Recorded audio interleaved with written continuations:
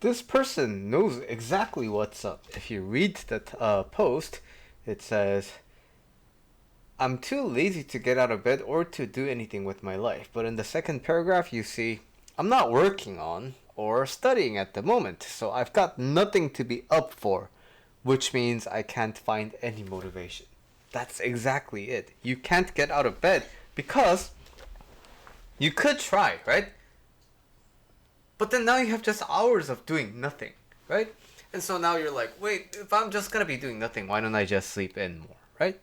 So it's important to, if you want to be the type of person who wakes up early, there's got to be a reason associated with it.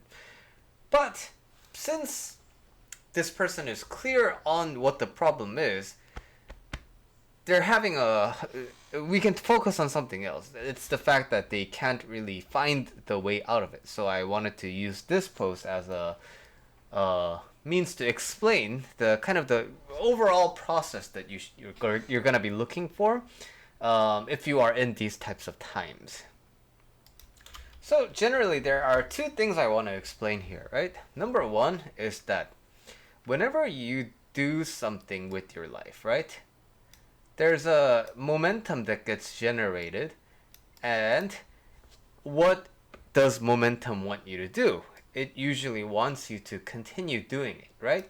So if it's circular momentum and you keep applying the force to continue spinning and then you stop, the object isn't just gonna stop. The object is gonna gradually slow down, but it will want to continue the circular motion.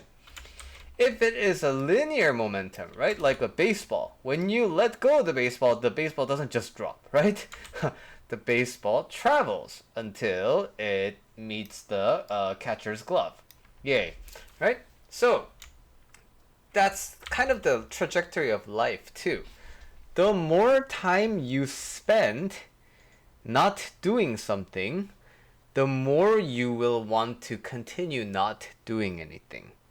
And in the long run, this can be detrimental because the longer time you spend here, the more of an impetus, the more of a momentum this urge to not do anything gets, right? So when it's time to change, of course you can be very motivated and then you can change yourself in one moment when you're sufficiently, shifted. But even in those moments, simply because of the inner momentum that you have with the inactivity, it will be very difficult to sustain yourself after the initial burst of interest, right? So, does that mean everything is hopeless? No. Just like how a ball that travels this way super fast can, with one bat whack, it can start traveling this way super fast. You can do things to influence your trajectory, right? So, many people think that it has to be extreme like that, like a baseball thing. But what's really important is that you look at the longer picture, right? And so right now you may be wanting to stay in this loop. But day after day, if you can just find one reason to just alter the course ever so slightly, right? Then it gradually becomes this kind of a pattern, and then you can start getting into the way you can do things, right? But now, it doesn't have to be these small actions. If you're sufficiently motivated, this usually happens at the end of a very big suffering, where people have had enough of the suffering and they basically shit has hit the fan. So in that case, you kind of become like the baseball bat example, and then you can dramatically alter the course of your life, right? But what I'm saying is, they're both possibilities of change. So what I'm saying is, it's gonna be hard, it's gonna be challenging, but you have to anticipate that when you understand that nothing has changed. You still have influence over your life. Now, the second thing I wanted to talk about is this. Time has a linear aspect to it, and time has a cyclical aspect to it. So, for example, we are in year 2024, right? And however many years the Earth started, and then we there was BC, and then there was 0 AD, and then now 2024 years have passed. But in those 2024 years, each year there was a spring, summer, fall, winter, right? Each year there was a January, February, March, and so on until December, right? So time is linear, but that linearness is composed of circular, repeating patterns. Why this is important to point out to you today is, okay, so you got to this point of depression and a lack of motivation in the course of your life, right?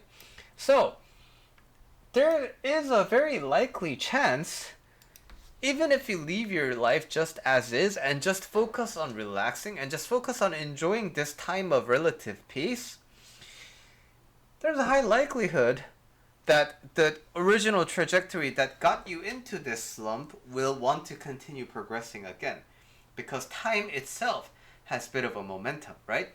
And so all we have to look out for is our mind becoming ill. Our mind naturally has resiliency.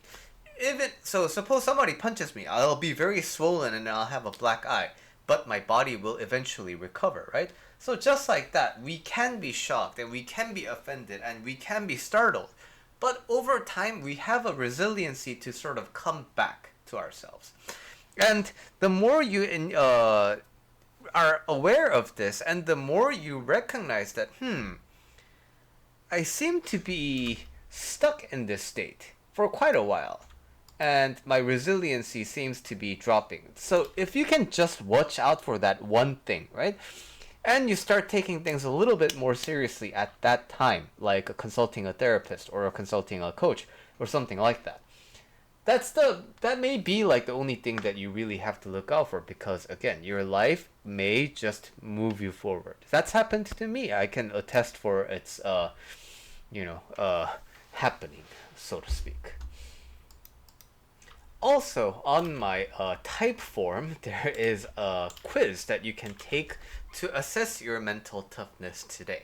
So I will link that in the comments so you can check it out yourself.